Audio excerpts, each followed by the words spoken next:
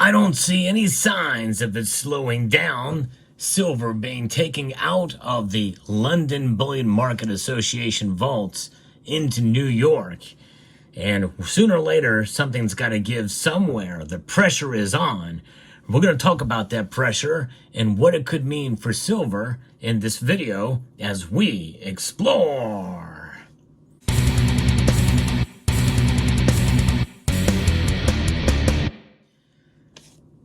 You may not know it by looking at the price of silver, but there's a lot going on with silver right now, and a whole heck of a lot of it being flown into the United States. And yes, that's right, it is being flown in, as well as being sent by boat. It's how fast it's moving. It's crazy what's going on here. There's a piece by Bullion Vault that gives us a little bit more details on what's happening in the silver market right now in London. I've covered some of this before, but it seems to just keep ticking up. There's other articles that have been sent to me from other sources by several other members of the community that just goes to show you that there is a lot happening, especially with the latest numbers that the London bullion market have shared with us. I'm going to get to those in a moment. But when you think about buying silver, you have to make a decision as to when is the right time to buy. Right now, it's a precarious situation because silver's price is rising. In fact, it's over $32 an ounce as I record this video. And who knows, with the volatility of the markets, we could see it very easily fall back below $31. Or it could keep climbing and maybe hit to almost $33 very soon. And it's just very hard to say because there's so many different aspects in the silver market that could pull it in a bunch of different directions, for sure.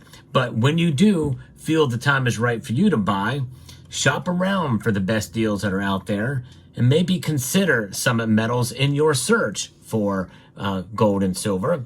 They have very competitive prices, great service, and people have been sharing with me how they have been able to talk to the owners of the company and other folks there. And I've heard nothing but good things about their customer service. I mean, I should know, I'm a customer as well. And so it's a good experience over at Summit Metals. They're a relatively new company. I am going to be interviewing them soon. So if you have any questions that you would like to ask of them, post it down in the comment section below by using say Summit Metals, type it out in all capital letters, and then a colon, and then your question so I can search them and find them easily. But in London and New York, the gold futures contracts both set all-time highs in U.S. dollar terms within the last day, while silver spiked nearly $1 per ounce for the week so far in what one long-term market executive would be called essentially a squeeze. So the silver squeeze is very real, but some people are getting confused because when I'm talking about this, it's not in terms of the products that you see here in the form of bullion bars, coins, and rounds. Those are readily available. I'm talking about good delivery bars, the 1,000-ounce bars that are utilized by bullion banks. That's where a lot of the squeeze is coming from, and it's being sent into New York warehouses. And that's been happening since December. For one reason only, the threat of U.S. import tariffs hitting precious metals. That is continuing to drive these heavy flows into New York warehouses. The lease rate of borrowing London gold for 1 month rose 4.5% per annum, almost half a point above Monday's rate. The 1 month cost of borrowing London silver more than doubled in the meantime. This is unprecedented, folks. This is something. And we've not seen this. I don't think we've ever seen this before. 6.5% for silver is almost at a level that could be called the squeeze, said Bruce Kimizu, former head of Chinese bank ICBC Standards Tokyo branch, and now head of the Japanese Bullion Market Association. I think there's a good possibility that the price of silver will jump in the future. And he didn't go on to say, but I would say because of this, the price could jump. Now, as to whether or not that happens or not is to be foretold, because it's kind of uncharted territories. And just as I said before, there's a lot of things that are driving the price in one direction or another. So I wouldn't necessarily take what he says to the bank, even though banks are certainly involved in these transactions. But it's an amazing ride silver has been on. You think back before a lot of the craziness, of where silver has been. You know, when we saw the crash in around March of 2020, silver was trading at under $12 an ounce. It was like $11.70 or something like that. I remember it well because I saw the numbers at the time. Since then, it has more than doubled by August of that year, and it has spiked up. In fact, it got to about 32, and then it spiked above that last year to $34.91. I remember that number specifically. That was the top for silver that we've seen over the last couple of years. It's an amazing ride. Since then, we've seen it tighten up around this area to just below 30, to now here we are sitting just above 32. So the London silver bullion prices today leaped up to $32 and just above that. In fact, it got up to $32 and I don't know, change 50 cents or somewhere thereabouts before pulling back. And it's nearing December's highs and trading 7.6% above the previous silver squeeze of a different sort that happened in 2021. When chatter on social media spurred a surge in short-term buying of silver, gold, or silver, physical silver, and also ETFs. New York's most active futures contracts traded around $1 per ounce higher, still offering an incentive for banks, dealers, and brokers to book deliveries from other countries, starting with the UK to exploit this precious metals arbitrage.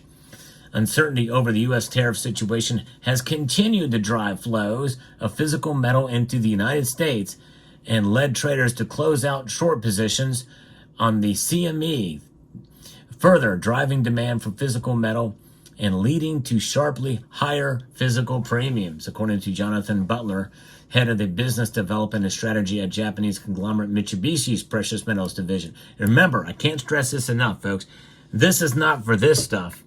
These premiums are tied to the 1,000-ounce contract size bars.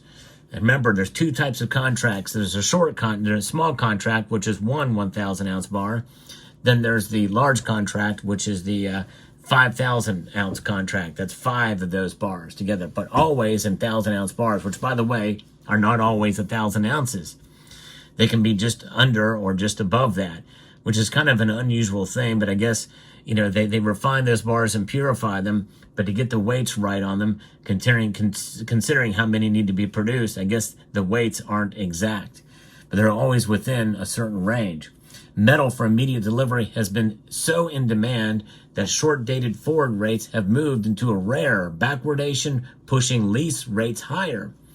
Gold, meanwhile, missed a fresh record in most other currencies outside of the U.S. dollar, as global stock markets steadied after President Trump pressed ahead with 10% trade tariffs on Canada, but delayed import duties on Mexico and Canada following concessions on border security from the Palacio Nacional and the PMO, respectively.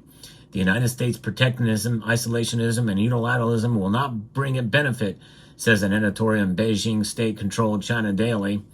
Responding with 15% tariffs on U.S. coal and LNG imports from next week, Beijing is also filing a case against Trump's malicious trade tariffs at the World Trade Organizations, as well as blocking exports to the U.S.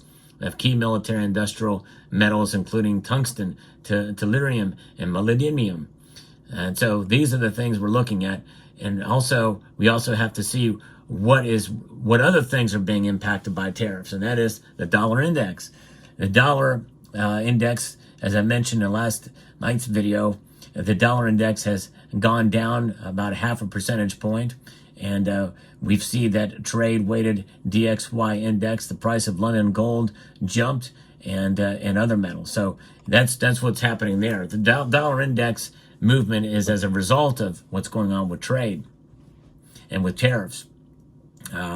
So we'll see, and how that's going to impact the economy.